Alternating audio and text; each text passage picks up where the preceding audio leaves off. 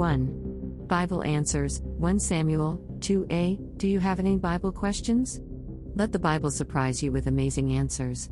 Below are some answers to the Bible questions frequently asked. 2. What happened to the Amalekites? A. I Samuel 15:7-8, 20. Saul completely destroyed the Amalekites. B. I Samuel 27:8-9. David completely destroyed the Amalekites. C. I Samuel 31:2, 17. David destroyed a raiding party of Amalekites. Only 400 men escaped. D. I Chronicles 4:42-43. The Simeonites killed all the Amalekites.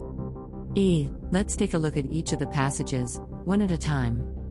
I. Then Saul attacked the Amalekites all the way from Havilah to Shur, to the east of Egypt. He took Agag king of the Amalekites alive, and all his people he totally destroyed with the sword. But I did obey the Lord, Saul said. I went on the mission the Lord assigned me. I completely destroyed the Amalekites and brought back Agag their king. 1 Samuel 15:7-8, 20, NIV. In 1 Samuel 15:7-8, it seems to me that Saul destroyed Agag's army, down to the last man. However, there is no claim being made by this verse that every living Amalekite was killed, just the ones in Agag's army. Nothing more, nothing less. Now David and his men went up and raided the Geshurites, the Gersites, and the Amalekites. From ancient times these peoples had lived in the land extending to Shur in Egypt. Whenever David attacked an area, he did not leave a man or woman alive, but took sheep and cattle, donkeys and camels, and clothes. Then he returned to Achish. 1 Samuel 27:8-9, NIV. In this passage it seems clear that whenever David attacked an area, he did not leave a man or woman alive. It seems clear that he would have destroyed all of the Amalekites in the area that he attacked. That's what the verse says, it says area.